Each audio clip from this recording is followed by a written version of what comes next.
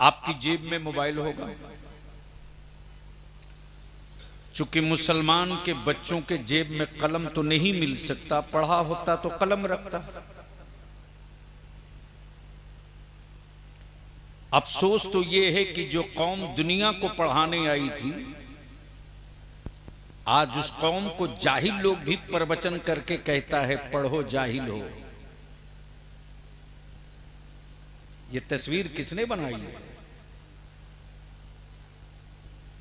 सिर्फ नारा लगाकर अपनी औलादों का मुस्तकबिल नहीं बदल सकते हो। अरे तुम्हें क्या पता कि बाप दादा ने आज से 50 साल पहले गुर्बत की सारी हदों को बर्दाश्त किया, लेकिन ना अपना मजहब बदला, ना अपना अकीदा बदला, ना अपना मसलक बदला।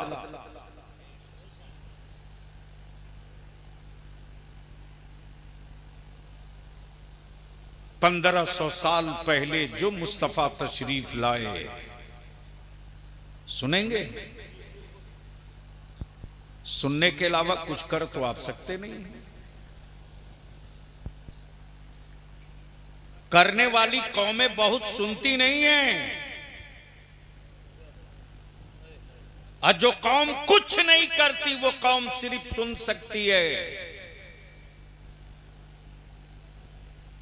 अगर कुछ किए होते तो आज ईमान वालों की बेटियां गैरों की बहू नहीं बनती। अगर कुछ किए होते तो तेरी औलादों के हाथ में मोबाइल नहीं, पावर वाला कलम होता। अगर कुछ किए होते तो टोपी और लिबास से समझाने की जरूरत नहीं पड़ती कि तुम मुसलमान हो। तेरे घर का बच्चा जिस रास्ते से गुजर जाता ना, उस रास्ते के राही गवाही देते कि अभी ईमान वाले का बेटा गया है। तो अब सुनने का मूड है तो थोड़ी दुरूद शरीफ पढ़ लीजिए बावाज़े बुलंद।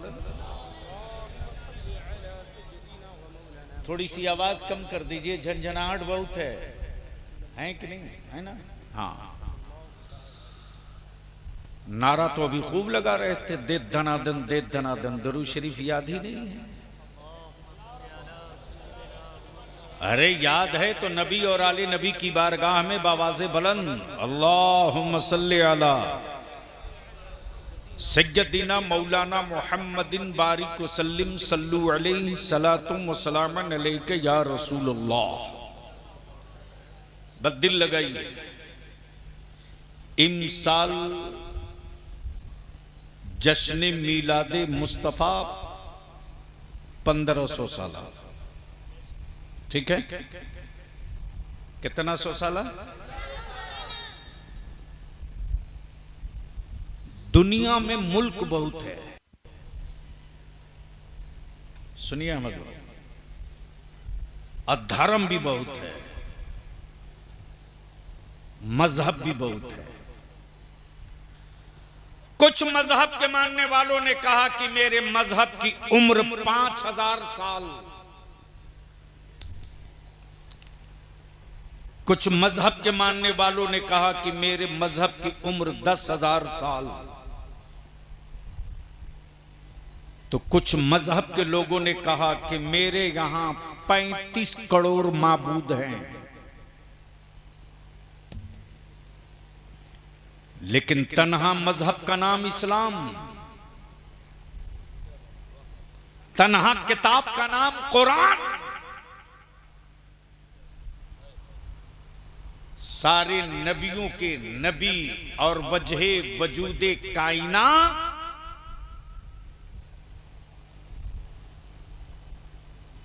जनाबे मुहम्मदुर रसूलुल्लाह सल्लल्लाहु अलैहि वसल्लम को इस खाकदाने गीती पर आए हुए 1500 साल। बात समझ में आ रही है? अब दिल लगाइएगा, यहीं से गुफ्तगू टर्न लेगी। जिसने कहा कि मेरे मजहब की उम्र 5000 साल, आज वो मजहब दुनिया के 5 मुल्क में नहीं जा सका। समझ में आवे तो बोल लीजिए। उस मजहब को 5 मुल्क में लोग नहीं जान सके, न उनके रिवाज जान सके, न उनकी तहजीब जान सके, न उनका तरीके बंदगी जान सके। लेकिन कुर्बान जाम मदीने की सरकार पर, और गूगल करके पूछ ले पूरी दुनिया से, एक गूगल तू बता कि जो पैगंबर 1500 साल पहले आया, उस मुस्तफा की मिलाद की धूम कोई एक मुल्क बता दे जिस मुल्क में नबी की आमद की जश्न मिलाद की धूम न मची हो। भाई साहब थोड़ी सी मेहरबानी कर दीजिए, इक्को मत दीजिए, एकदम प्लेन कीजिए। बार बार कह रहा हूं,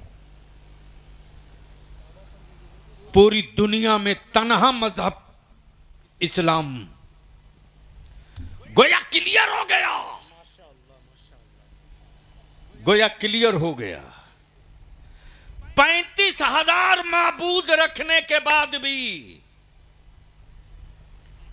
वो 5 मुल्क में न जा सके।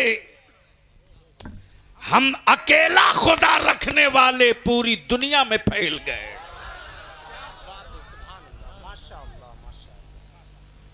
अब यहीं से जरा सा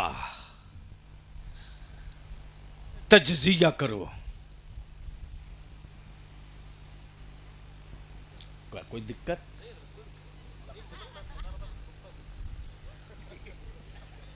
नुक्ता दाही नुक्ता सुनेगा ना। अब तो हमारे यहाँ जन्नत की रवायत सुनाकर मेरे बच्चों को अंधभक्त बना रहे कुछ सौदागर लोग।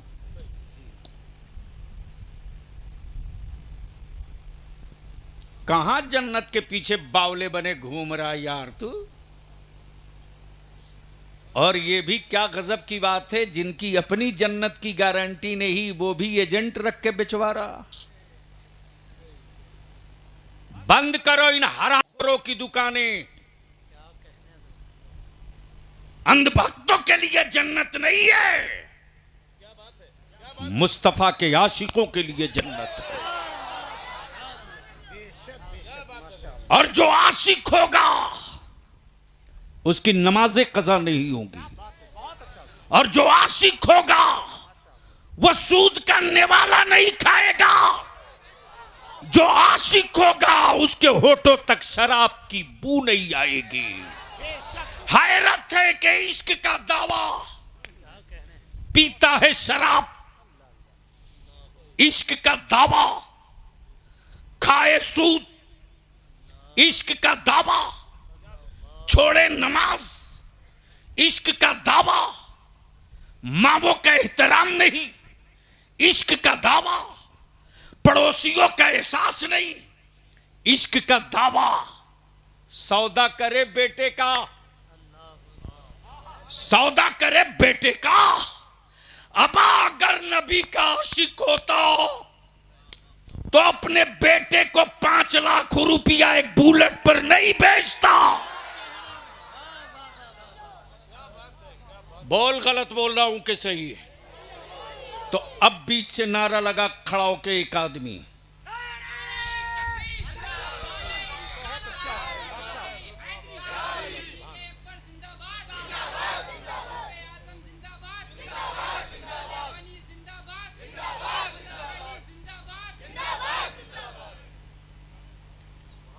अब जहन को यहीं रोको। अहले स्टेज की तवज्जो चाहूं, सुनेंगे? अरे सुनेंगे तो यहां से लेकर वहां तक दोनों हाथ मुट्ठी बांध के सदा दे दो मदीने की सरकार को। आवाज लगाकर पुकारो, लब्बैक या रसूल अल्लाह, लब्बैक या रसूल अल्लाह, लब्बैक या हबीब अल्लाह, अल्लाहुम्मा लब्बैक या रसूल अल्लाह,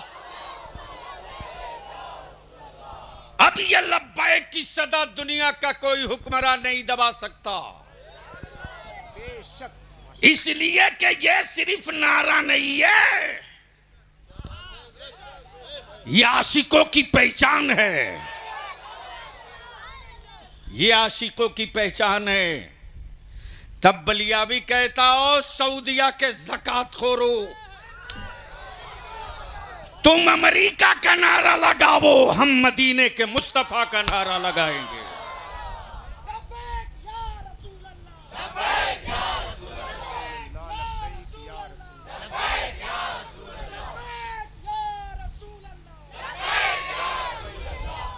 अब दिल लगाइए, 1500 साल पहले बोल दीजिए, अरे मोहब्बत से बोल दो।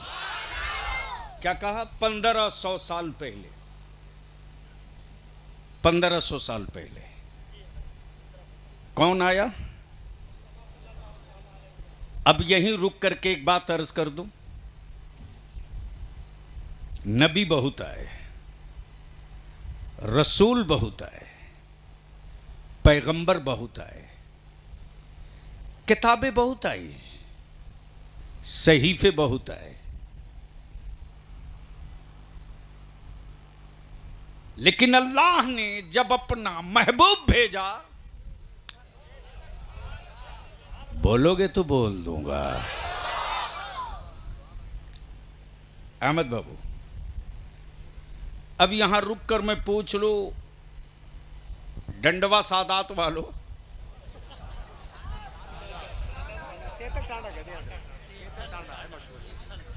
मैंने जानबूझकर डंडवा कहा, यह मेमोरी इतनी सॉफ्ट है ना, भारत में आने वाले 20 साल के बाद भारत की राजनीति किधर जाएगी, मुझसे अभी स्कैनिंग कॉपी ले लो।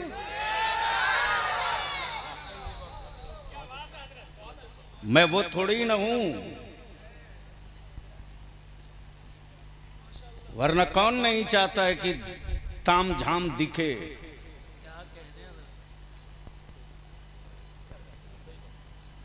ज़कात के मोबाइल पर फेसबुक व्हाट्सएप लिखने वालों को बलियावी समझ में नहीं आएगा। बलियावी को समझने के लिए कुछ खर्च करके गांव में जाना पड़ेगा, जंगल पहाड़ों पर जाना पड़ेगा, तब समझ में आएगा। दिल लगा लीजिए, अल्लाह ने जब चाहा, तवज्जो चाहो, कि मैं जाना जाऊं, मैं तो वो तो कादिर मुतलक है, वो तो खालिक कुल है, वो तो मालिक कुल है। तवज्जो चाहूं अब अहले इल्म की। अहमद बाबू, अब तो अच्छी गुफ्तगू करने के लिए स्टेज नहीं मिलता है, बदिल लगा लीजिए।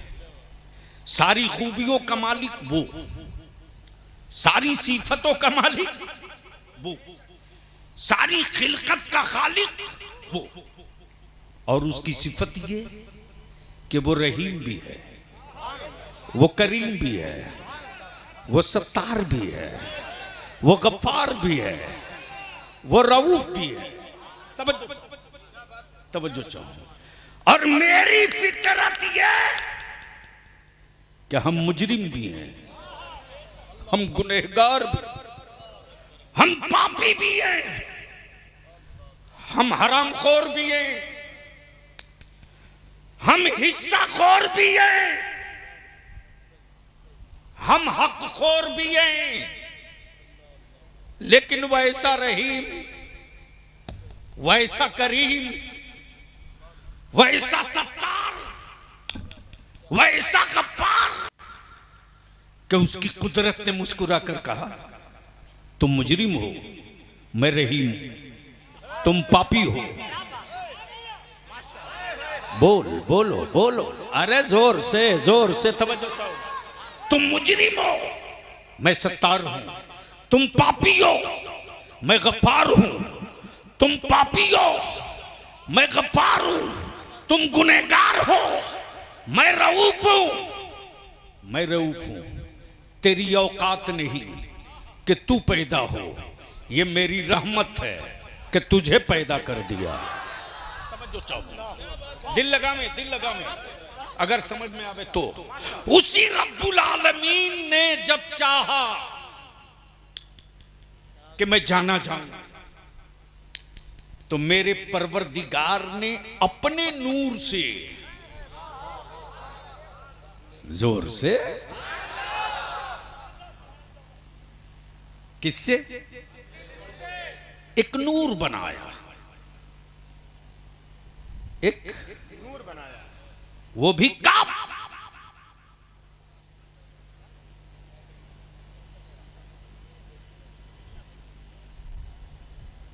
और डॉक्टर ये कहे कि एक आदमी के वजूद में मिट्टी भी चाहिए, पानी भी चाहिए, आग भी चाहिए, हवा भी चाहिए। तवज्जो चाहो, गोया वजूद के लिए मिट्टी, पानी, आग, हवा, नूर के लिए नहीं। अरे बोल दे यार, बोल दे। नूर के लिए नहीं, वजूद के लिए, नूर के लिए नहीं। और मेरे अल्लाह ने अपने महबूब को उस वक्त बनाया जब मिट्टी न बनी थी, आग न बनी थी, पानी न बना था, हवा न बनी थी। अब बलिया भी यहां रुक के अर्ज करे, नूर में वजूद का साया दिखता, नूर में वजूद का साया दिखता, वजूद में नूर नहीं दिखता, वजूद में नूर नहीं दिखता, बल्कि नूर में वजूद का साया दिखता। सुबह सवेरे जब सूरज तुलू हुआ तो दरख्तों का साया पीछे, और जब 12 बजे के बाद सूरज ढलने लगा तब दरख्तों का साया फिर पीछे। गोया सूरज के उजालों में वजूद का साया दिखता, वजूद में सूरज का साया नहीं दिखता। अमा क्लियर हो गया कि मुस्तफा के नूर के साये में सब नबी दिखे, मेरा नबी किसी नबी के साये में नहीं।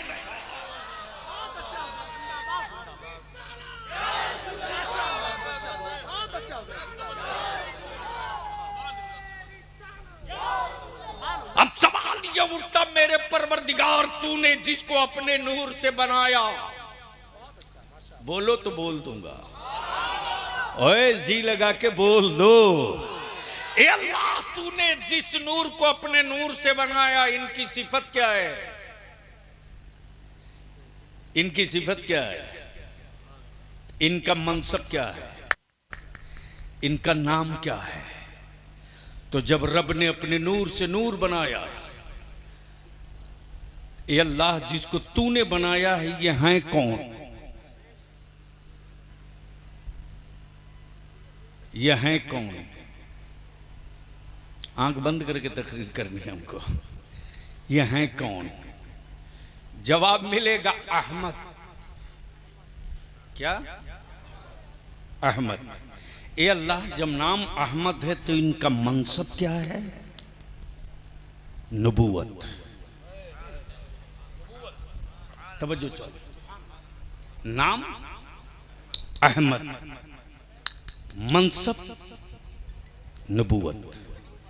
अब बहुत सेंसिटिव गुफ्तगू आ गई है, अगर संभाल सकते हो तो संभाल लो।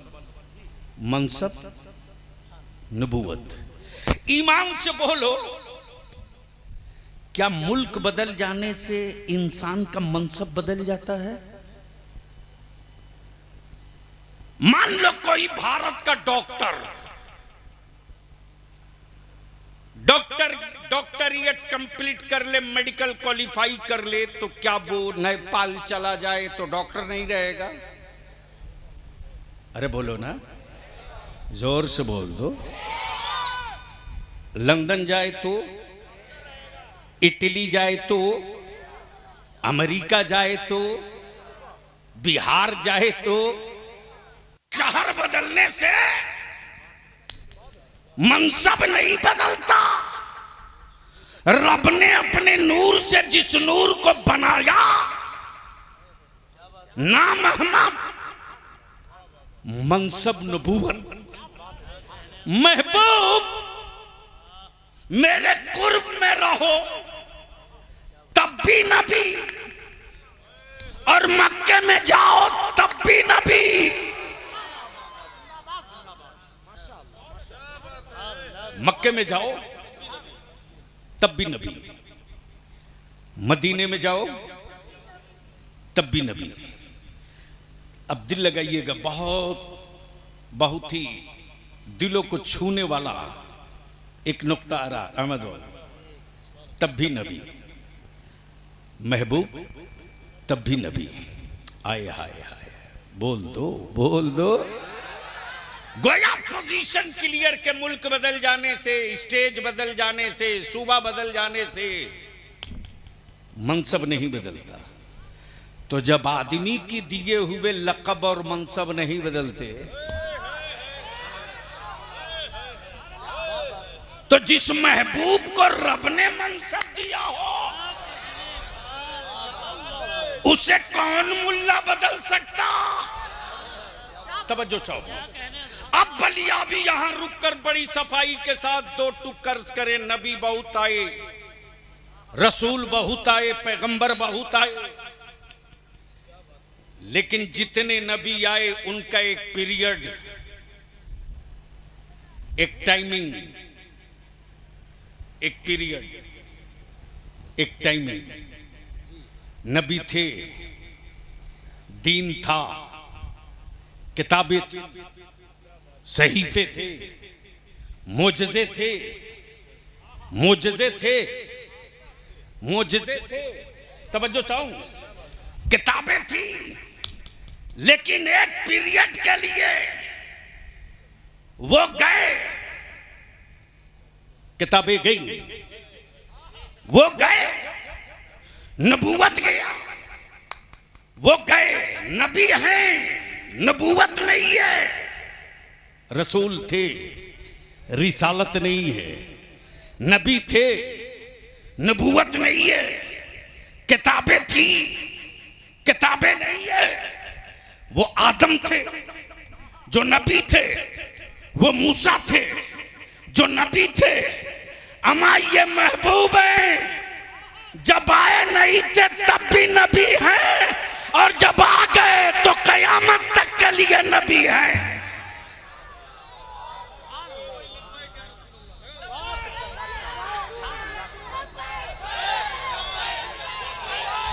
दिक्कत है ना कि मेरी तकरीर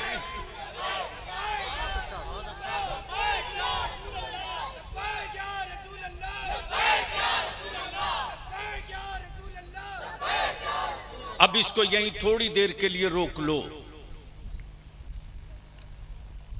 इस वक्त पूरी दुनिया में रिसर्च हो रहा है,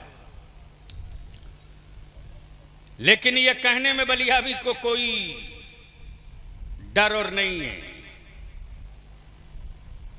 जब कई कलर के सत्ता में बैठे आंख वालों से नहीं डरता, तो आप तो मेरे अकीदे और मसलक के हो, आपसे क्या डरूं। और मैं तो जब अपनी जमात के नौजवानों को देखता हूं कि गलत राह पे जाते हैं, चमाट मारने में देर नहीं करता। मैं जानता हूं कि ये चंद लम्हों के लिए मुझसे नाराज होगा, लेकिन अगर उस बुराई से रुक गया तो कल जब एहसास होगा तो कहेगा वो मेरा हमदर्द था जिसने चांटा मार के रोका था। और लिख लो, आज बलियाबी सादात वालों बोल के जा रहा तुझको। बुजुर्ग हो तो सुनो, और जिनकी निकाह हो गए वो भी सुनो।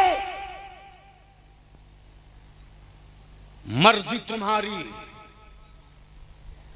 आप चाहो तो अपनी आने वाली औलादों को मजदूर बनाओ, और आप चाहो तो अपनी आने वाली जनरेशन को मालिक बनाओ। यह फैसला आपको करना। अहमद बाबू, जो कौमें जाहिल होगी वो कौमें मजदूर बनेगी, और जो कौमें पढ़ेंगी वो कौमें मालिक बनेगी। अब फैसला आपको करना है कि बाप की छोड़ी हुई जायदाद बेचकर मस्ती करनी है या संघर्ष करके अपनी औलादों को पढ़ाकर पावर का कलम दिलाकर। यह फैसला आपको करना है। मैं तो कहता हूं पश्चिमी उत्तर प्रदेश की जब खबरें आती है ना तेरे बलियाबी के पास, तो सर का पसीना तलवे में खुश्क होता है। कोई किसी को फिक्र नहीं, कुछ नहीं। जलवा दिखा रहे हैं लोग। बनाओ रील, दिखाओ जलवे, समझाओ जमाने को। आने वाले दिनों में तेरी औलादें चीखेंगी कि मुझको समझो। दुनिया कहेगी जब तेरे बाप को मौका मिला तो उसने न समझा तेरे बारे में, तो मैं तुझको क्यों समझने के लिए अपना वक्त बर्बाद करूं।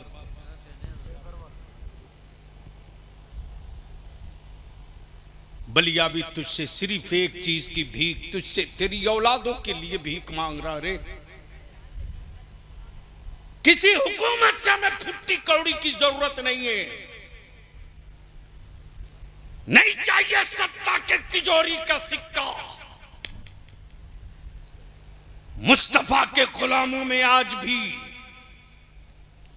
फकीरी में बादशाहत की झलक दिखाई देती। शर्त यह है कि तुम गुलाम तो बन जाओ। ए लड़का, ए बैठ।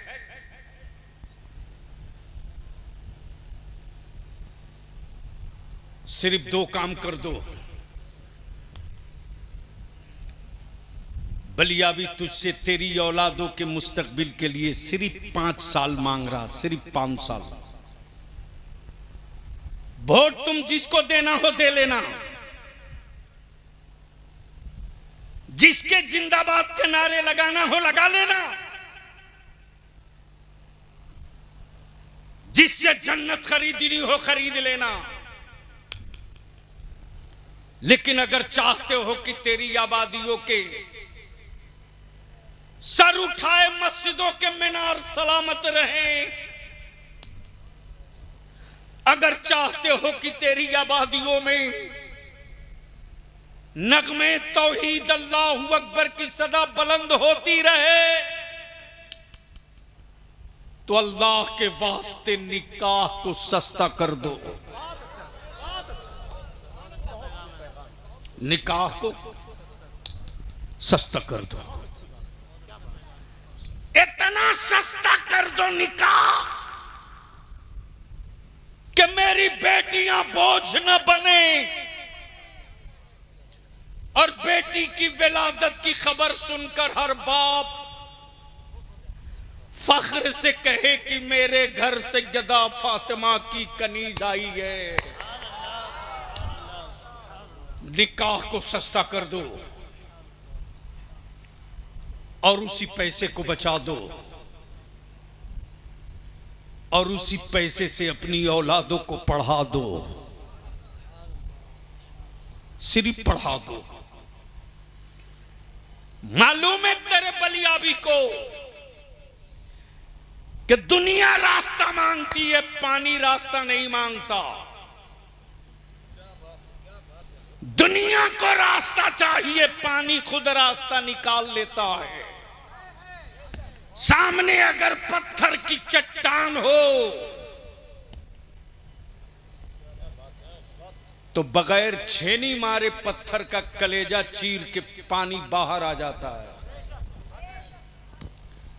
तो जो पानी मुस्तफा के सदके बना हो, जब वो रास्ता निकाल सकता है तो मुस्तफा का आशिक क्यों नहीं रास्ता निकाल सकता।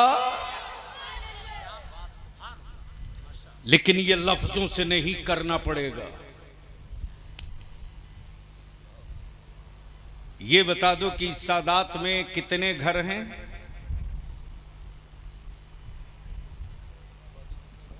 आबादी कितनी होगी? आए? आबादी 12,000 है और 4500 प्लस वोटर हैं, और जिनकी उम्र हो गई होगी उसका नाम भी नहीं चढ़ेगा, इसलिए कि मुसलमान को इससे क्या मतलब है। आयुष्मान कार्ड लेके पूरी दुनिया इलाज करा ली और मुसलमान को पता नहीं है कि ये क्या होता है। सिर्फ नारा लगा करके दिलों को तसल्ली तो दे सकते हो, नस्लों का मुस्तकबिल नहीं बदल सकते। इसलिए ये जलसा कराकर आपने बड़ा एहसान भी किया है और कोई एहसान भी नहीं किया है। ये मेरे मुस्तफ़ा का एहसान है कि अपनी मीलाद के लिए आपको चुन लिया है। बस दुआ करो कि ए अल्लाह,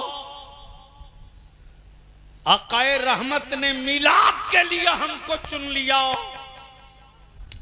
तो कल मैदान महशर में मुस्तफ़ा अपनी शफाअत के लिए भी हमको चुन ले। अब यहां रुक कर एक बात अर्ज कर दूं कि सबकी यादें सब नहीं मनाते।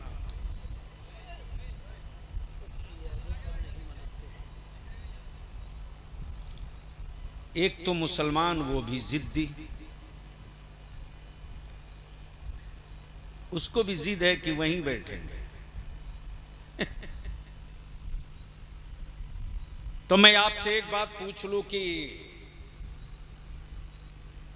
आपके इलाके में इस वक्त लड़कों का क्या रेट चल रहा है?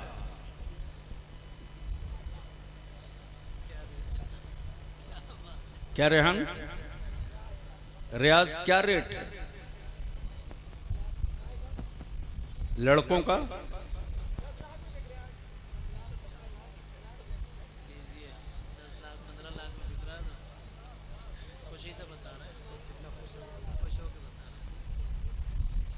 खुश होकर ये बता रहे हैं, इसका एहसास हमें नहीं है। एहसास इस बात का है कि आज हजारों हजार साल से हमारे जलसे हो रहे हैं, हमने सिवाय नारा लगवाने के कुछ किया भी है क्या?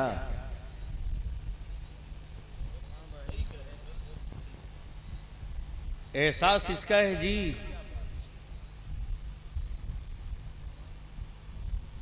जब दुनिया को पता चल गया कि मुसलमान अब इतना नीचे गिर चुका है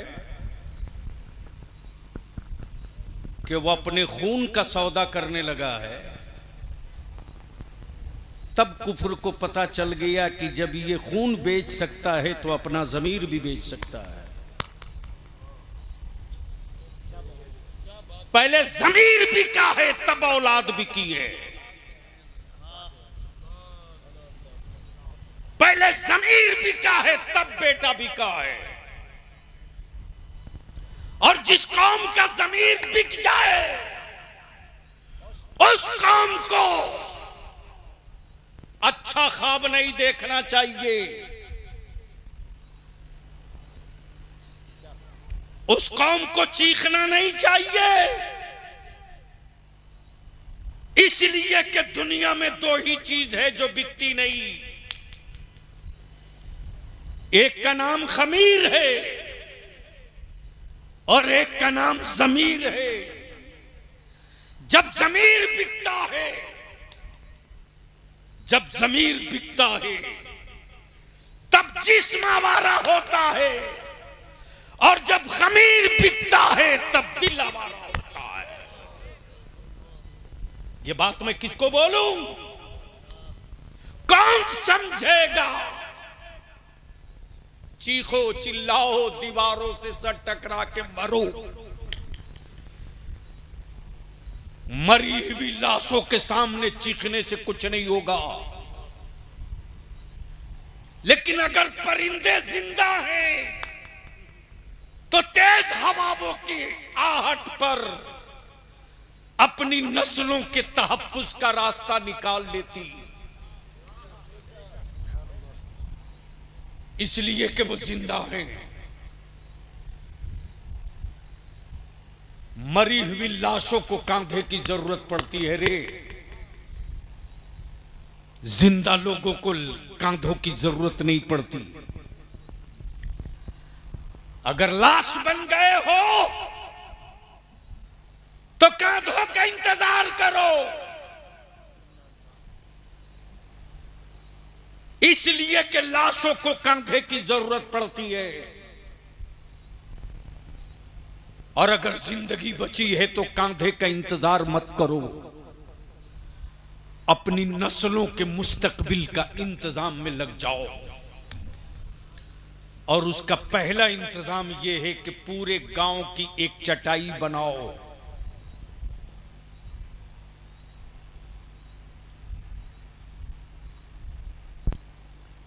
एक महापंचायत। मुरीद चाहे जिस पीर से हो, मेरे को मतलब नहीं, अकीदा बरेली के अहमद रजा का होना चाहिए।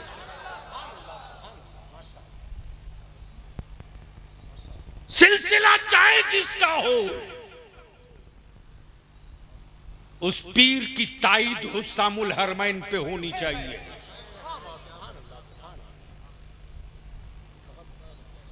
एक पंचायत बनाओ। सिर्फ जलसा करा करके अपने गांव को नहीं बदल सकते हो, नौजवानों को जमीन पर उतरना पड़ेगा। तो मैंने पहले एक जुमला अर्ज किया है कि मरी हुई लाशों को कांधे की जरूरत पड़ती है, जिंदा लोगों को कांधे जरूरत नहीं पड़ती। बोलो बात सही है कि गलत? अरे आगे से पीछे तक बोल दो ना, सही है कि गलत? जोर से बोलो, सही है। तो मरी लाशों को कांधे की जरूरत है, जिंदा लोगों को कांधे की जरूरत नहीं। तो ईमान से बोलकर बता दो कि तुम जिंदा हो अभी या लाश बन चुके हो। अगर जिंदा हो तो जरा हाथ उठा करके बता दो मैं जिंदा हूं। उठाए रखो, इतनी जल्दी सिलेंडर में नहीं होता। और तेरा बलियाबी सिलेंडर कराने के लिए जिंदा है रे, सिलेंडर होने के लिए नहीं। उठा के रखे जो जिंदा। स्टेज वाले भी हैं जिंदा। हजरत पूरा उठाइए, सट्ठा तो पट्ठा उठा के रखे। अब जरा हमें बोल कर बताओ, क्या लाश बन गए हो या जिंदा हो? जोर से बोल कर बता, लाश जिंदा है। तो जिंदगी की निशानी क्या है?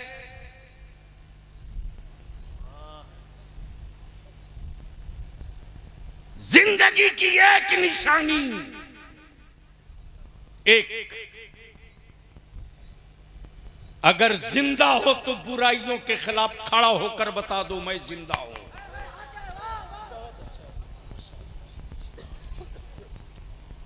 बहुत तकरीरें हो चुकी, बहुत हदीसें सुन लिए, अब अपनी औलादों को जिंदा रखना चाहते हो तो ऐलान करा दो। कितनी मस्जिदें हैं? तीनों सुन्नी की होगी?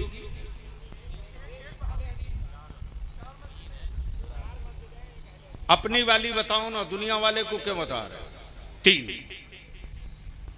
तीनों मस्जिद के सदर, सेक्रेटरी, मुतवल्ली, इमाम एक साथ बैठ जाओ। क्या मुमकिन है? बैठ सकते हैं? हमें तो यकीन नहीं हो रहा। यानी जो बिल्ली कुत्ता देख के भागती थी, वो बिल्ली दिन भर कुत्तों के साथ बैठे रहती।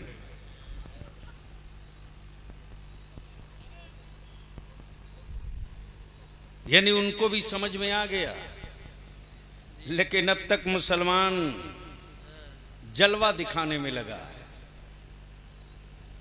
और तेरी औलादों का साया देखकर दुनिया थूके गिरे, संभल जा। तीनों मस्जिदों के सदर, सेक्रेटरी, इमाम एक जगह बैठ जाओ। और एक फैसला ले लो, एक कि जिसकी औलाद शराबी होगी और जिसका बाप सूदखोर होगा, उसके जनाजे की नमाज न मेरा इमाम पढ़ाएगा न मेरे गांव के लोग। चलाने तो टीवी वालों को बड़ा खुश होगा तो कहेगा तो गलती फरमान। तेरा बलिया भी इस तरह का ड्रामा रोज देखता है रे। मैं जानता हूं कि डब्बों पर चीख कर मेरा क्या बिगाड़ लेंगे, लेकिन यह भी मैं जानता हूं कि अगर मेरी जमात मेरी मिल्लत का एक बच्चा रास्ते की तरफ सही पकड़ लिया और अपनी मंजिल तक पहुंच गया, पढ़कर अपनी औलादों को कलम का पावर दे दिया, तो कल इसी मस्जिद का इमाम मेहराब में खड़ा होकर अकीदा बचा लेगा और पढ़ करके पावर का कलम लेकर मेरा बच्चा मस्जिदों का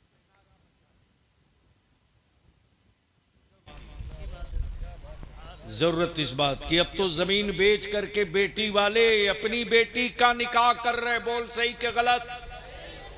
जोर से बोलो। अहमद बाबू, अल्हम्दुलिल्लाह गांव में इमारतें बहुत खूबसूरत हैं। खूबसूरत इमारतों पर तो मैं बलियाई मुबारकबाद नहीं दे सकता, बस शुक्राना पढ़ लो कि अल्लाह ने शक्ल बदल दी। लेकिन मस्जिद का मीनारा बहुत खूबसूरत बनाया, गुंबद बड़ा लाजवाब बनाया।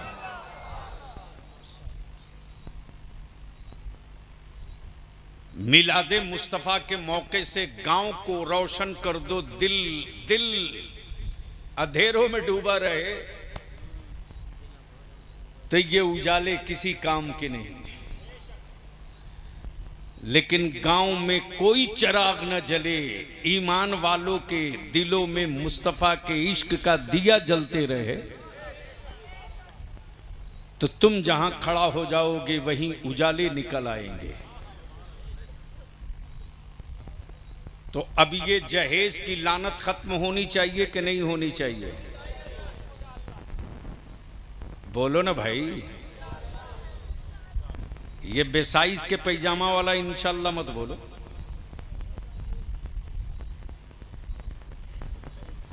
अब जो 10 लाख एक बुलेट वसूल लिया है वो तो चाह ही रहा है कि खत्म हो।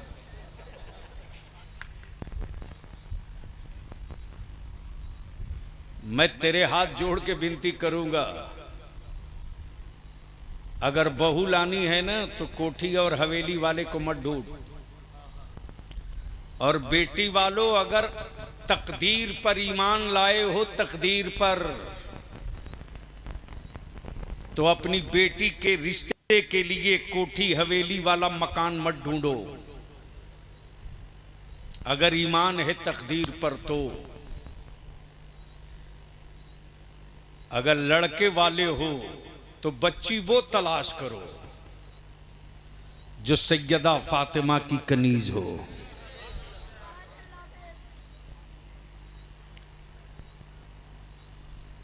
और लड़की वाले हो तो लड़का वो तलाश करो जिसके बाप के पास कोठी हवेली हो ना हो, लड़का मौला अली का गुलाम हो।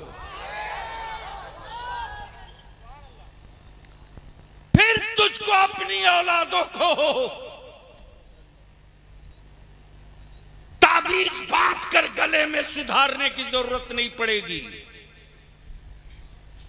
हयादार बीबी हो, हलाल की रोटी कमाने वाला शौहर हो, पेशानियां सजदों से आबाद हो, दिल खुदा के खौफ से तड़पता हो, दिल मुस्तफा के इश्क में सुलगता हो, इन दोनों के वजूद से जो औलादे पैदा होंगी उसे करबला की तारीख सुनाने की जरूरत नहीं पड़ेगी, बल्कि उन दोनों के रिश्तों से जो औलाद जन्म लेगी वो बाई बर्थ हुसैनी होगा, बाई ब्लड हुसैनी होगा, बाई नेचर हुसैनी होगा, बाई सोच हुसैनी होगा। तो ये जहेज खत्म होना चाहिए कि नहीं होना चाहिए? ईमानदारी से बोलो, कितने लोग चाहते हो? मैं भी देख रहा हूं। अरे उठा के रखो, उठा के रखो, बहुत गलत जगह हाथ डाल दिए हो।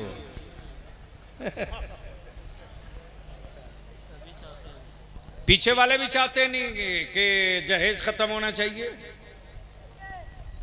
चलो नीचे कर लो।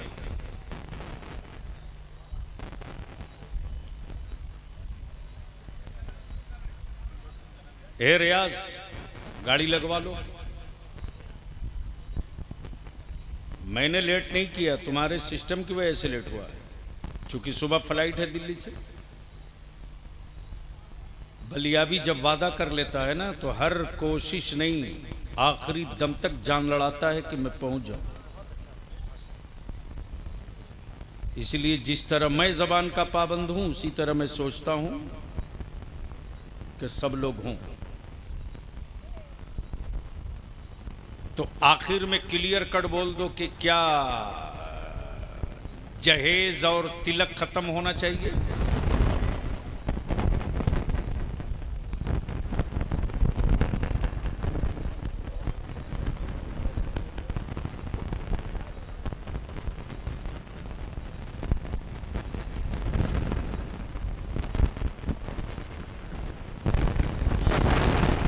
नहीं, उसकी वजह से नहीं।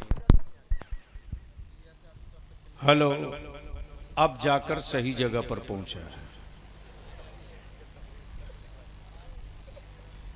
यानी ये भी बेचारा भटकुल ईमान में था। अच्छा, आजकल एक बीमारी चली है कि मक्के में जुलूस नहीं निकलता तो भारत में कैसे?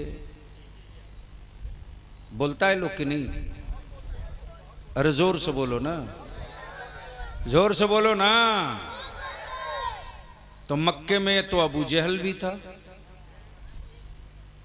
तो इसका मतलब क्या? हम मान लें। अब दिल लगा लो, आखिरी हिस्सा। अगर 11 बजे मुझको बैठा दिया होता, बरकैफ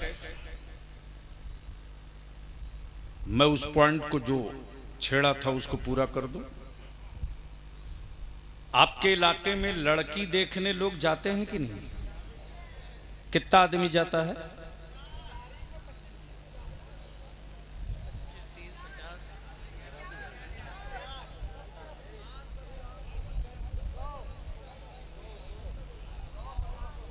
यानी कोई 100 बोल रहा, कोई 50 बोल रहा, कोई 10 बोल रहा। आए? यानी इसमें भी अगर पैसे वाला है तो 150 लोग बच्ची देखने जाते है ना? गरीब बेचारा है तो क्या करेगा? बीपीएल वाला है, फ्री का चावल दाल गेहूं पाता है तो क्या करेगा?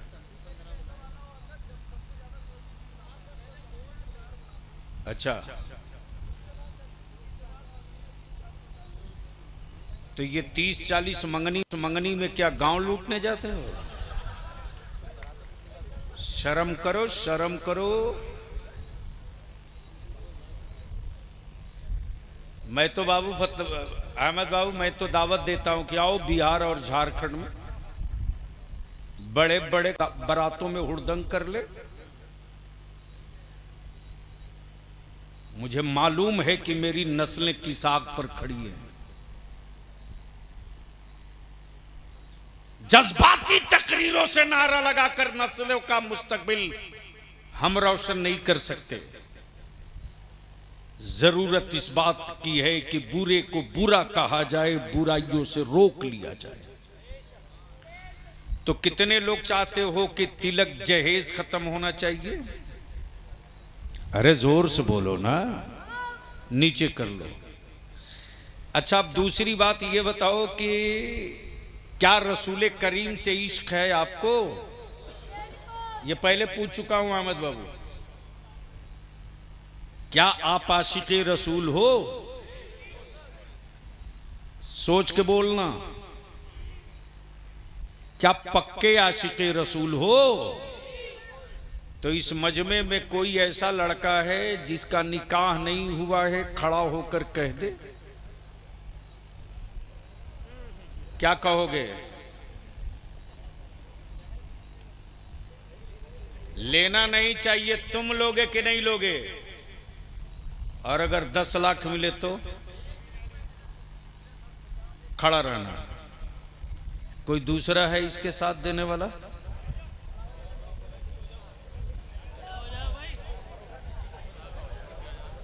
बस आप खड़ा रहो। अहमद बाबू, ये है इश्क। अरे बैठना नहीं।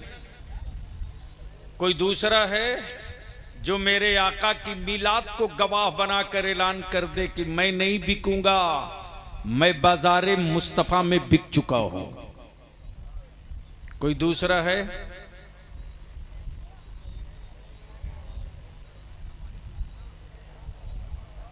नहीं मौलाना, बस आप खड़े रहना बेटे। इतनी देर के बाद ये दूसरा आया। कोई तीसरा है?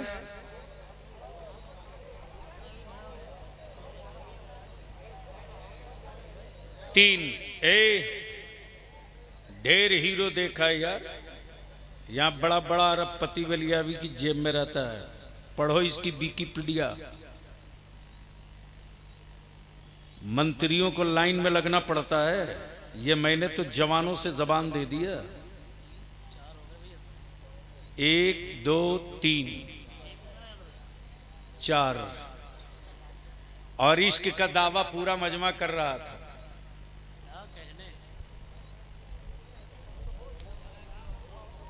नहीं नहीं, बाकी सब निकाह वाले हो।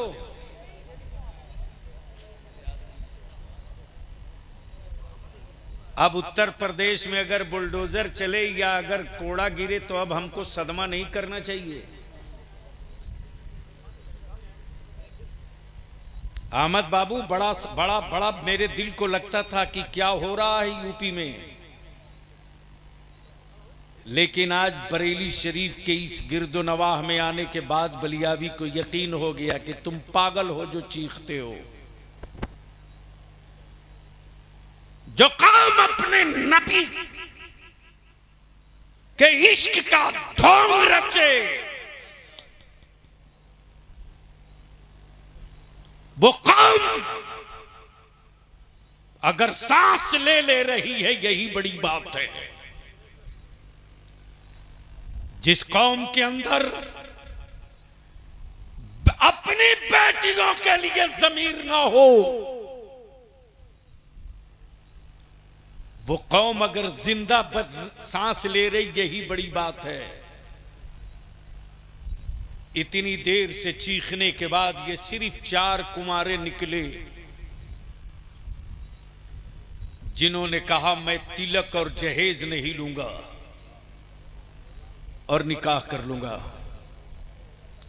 बैठ जाओ, अल्लाह आप सबको सलामत रखे। अरे उसे क्यों धक्के मार के खड़ा कर रहा? उसका बाप बेचेगा 15 लाख में। हो कहां तुम? हंस रहे हो? आंसू किस आंख से निकालोगे? वो दिन कैलेंडर में लिखते चलो।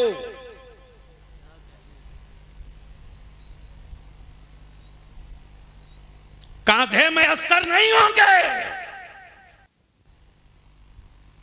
अगर न संभले तो तेरी औलादों के कांधे में असर नहीं होंगे। जो कौम अपनी औलाद बेच दे, उस कौम से बड़ा सौदागर कौन हो सकता है जी? पागल से भी कहिए कि ये पागल तू अपना खून बेचेगा, तो भारत का पागल भी कहता है मैं जिंदगी बचाने के लिए खून दे सकता हूं। मैं पागल जरूर हूं लेकिन खून का सौदागर नहीं हूं। ये पागलों की सोच है। लेकिन आज आने के बाद बलियाबी को एहसास हो गया कि जुल्म का हथौड़ा यूं ही नहीं गिर रहा। बस अल्लाह रहम करे आप पर, हम पर। अब सिवाय दुआ के अब कुछ नहीं बचा है। इसलिए कि चंद सेकंड पहले आप ही नारा लगा रहे थे मुझे मुस्तफा से इश्क है। लेकिन जब बलियावी ने कसौटी पर इश्क का को तौलना चाहा, कसना चाहा, तो आपका पोल खुल गया कि आप अपनी औलादों का सौदा करने में भी ताखीर नहीं कर सकते हो। तो जो कौम अपने खून का सौदा कर ले, उस कौम के ज़मीर के सौदे की कोई जरूरत नहीं।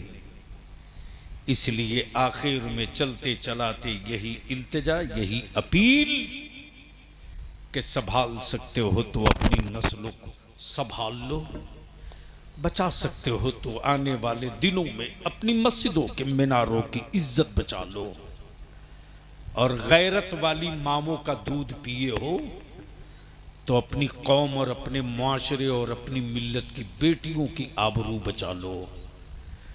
वरना मोबाइल के डब्बे ने तेरी औलादों का सब कुछ छीन लिया है, कुछ बचा नहीं है।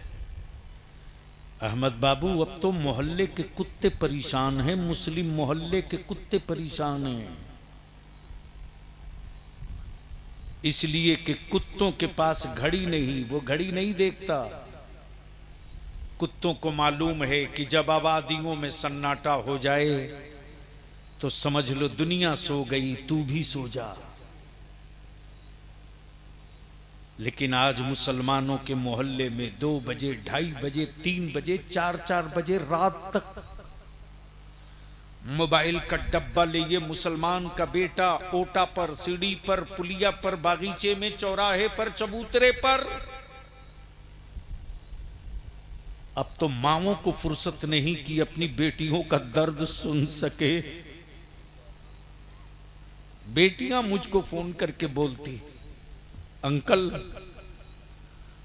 मैं कोचिंग से आती, कॉलेज से आती, स्कूल से आती, भाई अलग लेकर मोबाइल रूम में, मां अलग लेकर मोबाइल रूम में, बाप अलग लेकर मोबाइल रूम में।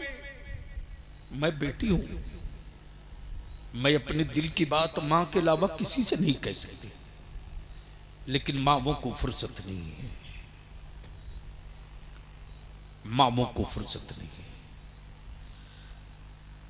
हम अपने जवानों से विनती करेंगे, बचा सकते हो तो बचा लो।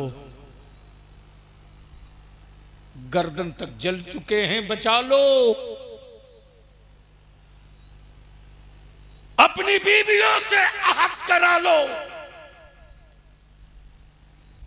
अगर मेरे खून के कतरे से तेरी कोख में औलाद पले और जमीन पर वजूद में आवे, और मेरी औलाद दूध के लिए रोए तो रोने देना। उसका दिल बहलाने के लिए मोबाइल का कार्टून और गाना लगाकर कान के करीब मत रखना। चीखने देना। चीखने के बाद मर नहीं जाएगा, रोने देना। बस इतनी सी मेहरबानी कर देना कि दूध पिलाने से पहले वजू कर लेना। दूध पिलाने से पहले वजू कर लेना। हया के आंचल में मेरी औलाद को छुपा लेना। और जब तक मेरी औलाद दूध पीते रहे तू मेरे मुस्तफा पर दुरूद पढ़ते रहना। सिर्फ ये अमल, ये वजीफा करके अपनी औलादों को दूध पिला दो, किसी मौलाना की तकरीर की जरूरत नहीं पड़ेगी। दरूद की तासीर वाली दूध तेरी औलादों को सलाहुद्दीन अय्यूबी का जानशीन बना देगी, महमूद गजनवी का हम सफर, हम जज्बा बनाकर खड़ा कर देगी। अल्लाह तबारक व तआला अपने महबूब की मीलाद के सदक़े सिराते मुस्तकीम पर चलने की तौफीक अता फरमाए। जो जहां है वहीं बैठे रहेगा, मेरे साथ मजबूरी है। अभी अहमदुल फत्ताह बाबू की शानदार नाज शरीफ होनी है, फिर सलाम होगा, फिर दुआ, तब घर को जाना। जो जहां है वहीं बैठे रहना। अस्सलाम वालेकुम।